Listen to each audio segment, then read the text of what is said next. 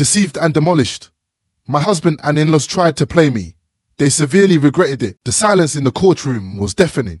But inside my head, the screams of betrayal were a cacophony. I never imagined my life would devolve into such a twisted drama.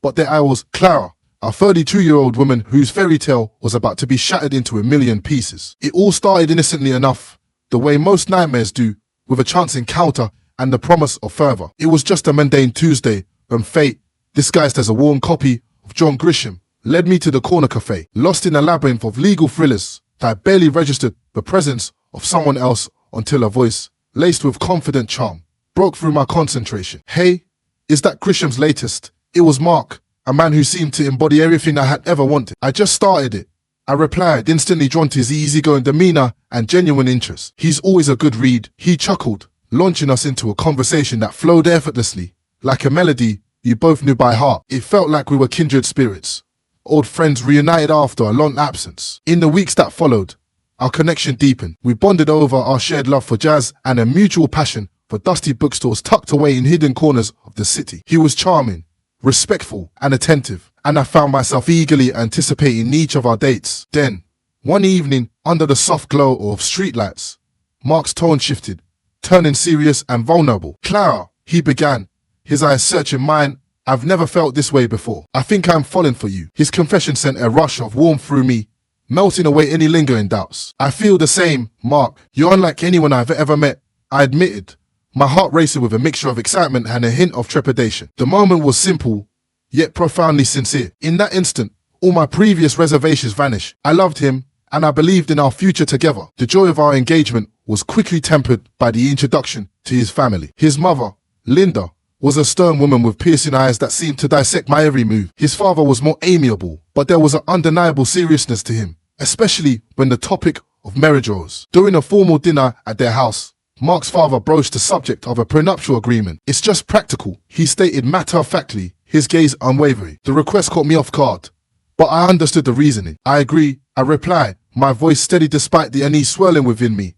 But I have a condition. If either of us cheats, the cheater owes the other $100,000. Mark's expression was a complex blend of surprise and respect. I promise, Clara, I will never cheat on you, he said earnestly, his eyes filled with what I desperately wanted to believe was genuine love. I wanted to trust him, to believe that this time, my heart was safe. Our wedding was a beautiful affair, filled with laughter, dancing, and promises of fervor. The first year of our marriage felt like living in a dream, a perfect bubble where only happiness existed. We traveled to romantic destinations, shared countless intimate moments, and supported each other through thick and thin. He was my best friend, my confidant, my rock. After the whirlwind of our wedding, our first year was like living in a bubble of happiness, untouched by the outside world. Our honeymoon in Paris was a dream, strolling along the Seine. We were just two lovebirds lost in the city of love. Can you believe we're here? I asked Mark one evening as we watched the Eiffel Tower light up. He pulled me close and said, with you, I can believe anything. This is just a start for us, Clara. Those days were filled with laughter, romantic dinners, and promises of a future together. We returned home with a suitcase full of memories and a bond that felt unbreakable. Back home, our days found a comfortable routine. Mark would kiss me goodbye every morning before heading to work, and we talked about everything and nothing, our conversation stretching late into the night. One evening as we were cleaning up after dinner, Mark said, you know, it's so easy to live with you. Everything is so natural. That's because you've got an amazing wife, I replied playfully. It's all about good company. Mark, catching the water in his hands, chuckled, absolutely. Best decision of my life. Despite our happiness, there was a growing pressure from outside. The constant expectation of starting a family. At family gatherings, Mark's mom, Linda, would relentlessly inquire, so, when are we going to hear some good news? Her tone laced with thinly veiled expectation. You'll be the first to know when there's news, I'd reply, trying to deflect her persistent prodding. But her persistence grew over time, and Mark noticed my discomfort. Don't let my mom get to you, he reassured me. We'll start a family when we're ready, not a minute sooner. Despite these pressures, our first year of marriage was magic. We celebrated our first anniversary with a quiet dinner at home. Mark surprised me with a necklace I had admired months ago. Happy anniversary, Clara. Here's to many more years of happiness, he said, his eyes shining with love. Tears pricked my eyes as I replied, thank you, Mark. I couldn't have asked for a better partner in life. That night, as we cuddled on the couch, I couldn't help but feel incredibly lucky. I had a husband who loved me, a cozy home, and a future that seemed bright. But as time wore on, the external pressures, particularly Linda's constant interference, started to take a toll on me. It wasn't just about starting a family anymore. How criticism seeped into every aspect of our lives. Linda had a way of making her disapproval known, often under the guise of helpful comments. Every visit became a nightmare for me. One afternoon, as I was setting the table for lunch, Linda remarked with disdain, "Is this what you're serving? A bit simple, don't you think?" I clenched my jaw, trying to maintain my composure. "I thought we'd enjoy something light today," I said, attempting to diffuse the situation. She just scoffed, muttering under her breath about proper meals and good housekeeping. She found fault in everything I did, from the way I decorated the house to how I spent my free time. One evening, Linda decided to give her unsolicited opinion, stating, "You know, Clara, if Mark gave me the money he spends on you, I could hire a proper cleaner and a cook." Mark looked uncomfortable, but didn't say anything. His silence felt like a betrayal. "Linda, I'm doing my best here," I retorted, trying to defend myself. Gradually, Mark started to change. He began echoing his mother's criticisms, albeit in a more subtle way. One day, Mark casually mentioned, "Mum might have a point about the house. Maybe we should consider getting some help." I felt a pang of hurt and frustration. "So, you think I can't handle it either?" I asked, my voice laced with disappointment. But the damage was done. The constant criticisms and Mark's growing detachment were straining our marriage. We started having arguments over trivial things, arguments that quickly turned into tense exchanges. After a particularly heated argument, I found myself wondering aloud, what happened to us?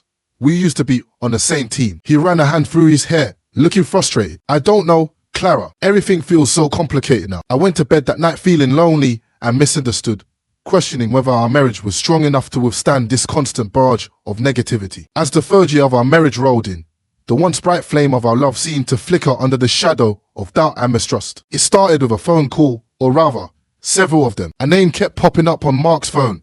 Jake. I couldn't help but notice how Mark's demeanor changed whenever that name appeared. He would become evasive, secretive, and strangely energized. One evening, as he answered a call, Mark quickly silenced it and put the phone away. "Who's Jake?" I asked, trying to sound casual, but my heart was pounding in my chest. "Oh, just a new guy at work. No one important," Mark replied dismissively. But Mark's behavior continued to change. He started coming home late from work, his excuses flimsy and inconsistent. His wardrobe underwent a transformation, shifting from casual attire to sharply tailored suits. Working late again, I questioned him one night as he prepared to leave. "Yeah, a big project. Don't wait up," he replied, avoiding eye contact. One day, my frustration boiled over. As Mark was about to leave for another late night at work, I confronted him. "This isn't like you. Mark, what's really going on?" I demanded, my voice trembling with a mixture of anger and fear. "I told you, it's just work. Why can't you trust me?" He snapped back, his defensiveness only fueling my suspicions. "Because you're hiding something. You're never here, and when you are, it's like you're a million miles away," I retorted, my eyes stinging with tears. He just grabbed his coat and left, leaving me standing there, consumed by worry and doubt. It was then that I made a decision. I couldn't live in this limbo of doubt and suspicion. I needed to know the truth, whatever it was. The next morning, I called a private detective. It felt like a betrayal of the man I once loved, but I needed answers, and I was determined to get them, no matter what they revealed about the man I thought I knew. Days turned into weeks as I waited for the detective's report, my anxiety building with each passing moment. The anticipation was excruciating. I felt like I was walking on a tightrope, one wrong step away from falling into an abyss of heartbreak. Finally, the call came. "Mrs. Johnson, we have conclusive evidence. I'm afraid your suspicions were correct," the detective said, his voice heavy with the weight of the news he was delivering. He explained that Mark had been having an affair, and that the mysterious Jake on his phone was actually a woman. My heart sank as he detailed their meetings, providing timestamps and photos. It was irrefutable. I sat there, phone in hand, my worst fears confirmed. They weren't just fears anymore. They were cold, hard facts. Despite the pain, I needed more than just the evidence of his infidelity. I needed to understand the full extent of his deceit. One evening, as I was passing by his home office, I overheard a conversation that chilled me to the bone. Mark was talking to his mother, Linda. "Mom, I'm planning to end it with Clara after your birthday," he said, his voice devoid of any remorse. "Oh, that's wise," Linda replied, her tone smug and approving. "Make sure she gets me a nice 65th birthday present before you drop the bomb." Those words took my breath away. I leaned against the wall, reeling from the shock. Not only was he cheating on me, but he and his mother were plotting against me, waiting to use me for one last expensive gift before discarding me like trash. Fueled by a mixture of anger and resolve, I decided to play along. I continued as if nothing was wrong, while secretly gathering more evidence of Mark's infidelity. The detective provided me with everything I needed: photos, videos, and even audio recordings. I was building my case, preparing for the moment I would strike back. As I lay in bed each night, next to the man who had betrayed me, I would replay the conversations I had overheard, plotting my revenge. I decided to wait until after Linda's birthday. I would give them the illusion of victory, let them think they had outsmarted me. But when they least expected it, I would reveal everything and turn the tables. As Linda's 65th birthday approached, I put on a mask of ignorance and a fierce determination to see my plan through. A few days before the birthday, Linda casually mentioned our upcoming celebration during a family dinner. So, Clara, I'm expecting a grand 65th birthday. You must have planned something special for me, she said with a sly smile, clearly anticipating a lavish gift. Keeping my emotions in check, I reply, of course, Linda. I've arranged a dinner at the city's most luxurious restaurant. It'll be a night to remember. Her eyes lit up with glee. Oh, how wonderful. I can't wait. Yes, very intimate and exclusive. Just for close family, I confirmed, adding a touch of sarcasm to my voice. Later that night, Mark approached me, a hint of suspicion in his voice. That's quite a generous plan for Mom's birthday. Are you sure about this? I looked at him, maintaining my composure. Absolutely. It's a significant birthday, and I want to do something special for her. Mark seemed appeased, but I could tell he was puzzled by my willingness to indulge his mother. As the day of the dinner drew near, I took care of the final arrangements. I confirmed the booking in Linda's name and rechecked the guest list, ensuring that everyone who needed to be there would be there. I was playing the dutiful wife and daughter-in-law to perfection. But beneath the surface, I was ready to expose the betrayal and deceit that had been festering in our marriage. The night before the dinner, as I lay in bed, I couldn't help but feel a twisted sense of satisfaction. I was just hours away from turning the tables on Mark and Linda. They thought they were using me for one last benefit before discarding me.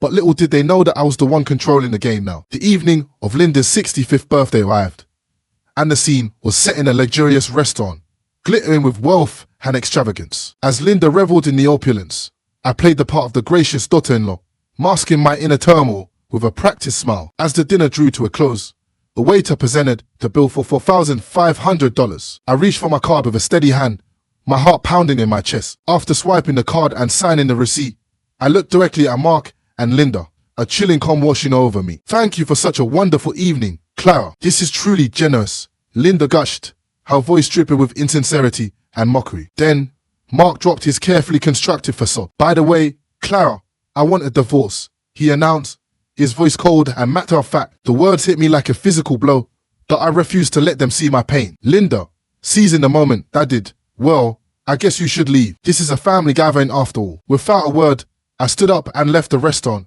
my dignity intact despite the turmoil raging inside. As I walked away, I pulled out my phone and swiftly cancelled the payment, sending the bill right back to the source of the deception. With a few more taps, I set my plan into motion. Back at home, I packed my belongings quickly, the finality of my actions setting in. I was leaving this chapter of my life behind, reclaiming my freedom and my self-respect. Soon, my phone erupted with calls. I answered, and Linda's voice, shrill with rage and panic, filled my ears. The payment didn't go through. The restaurant staff called the police. What have you done? Her words were a cacophony of anger and disbelief, but I remained silent, savoring the moment. This was their doing, their betrayal and manipulation coming back to haunt them. After hanging up, I looked around the empty house, a wave of sadness washing over me, quickly replaced with a surge of relief. I didn't look back, ignoring Mark's desperate plea for help, a plea that I no longer felt obliged to answer. I had made my move, exposed their deceit, and now it was time for me to rebuild my life, stronger and wiser than before. After leaving my marital home, I spent a restless night at a friend's place, trying to process the events of the evening. The morning sun brought with it a sense of clarity and determination. It was time for the final confrontation. I arrived at the house to find Mark and Linda waiting, their faces a mix of anger and confusion. Clutching the divorce papers and the damning evidence of Mark's infidelity, I prepared myself for the inevitable showdown. Linda was the first to break the silence, her voice dripping with scorn. So, you've come crawling back after embarrassing us like that? I met her gaze unflinchingly. I'm not here to crawl. I'm here for a divorce. Mark, his voice laced with a hint of desperation, interjected, Clara, can't we talk about this?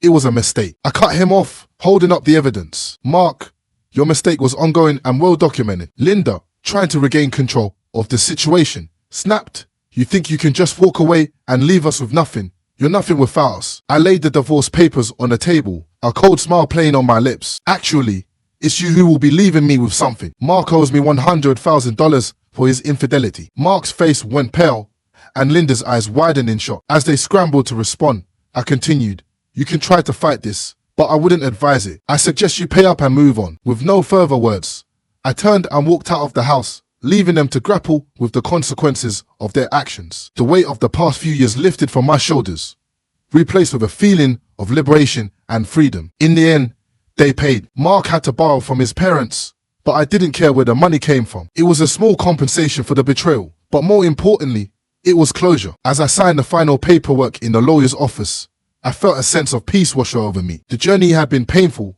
full of betrayal and heartache, but I had come out stronger, more resilient, and more determined than ever before. I walked out into the sunlight, a free woman, ready to start anew. The future was uncertain, but it was mine to shape, and for the first time in a long time, I felt like I was stepping into the light. So, Reddit, after hearing my story, I have to ask, do you think I handled the situation correctly?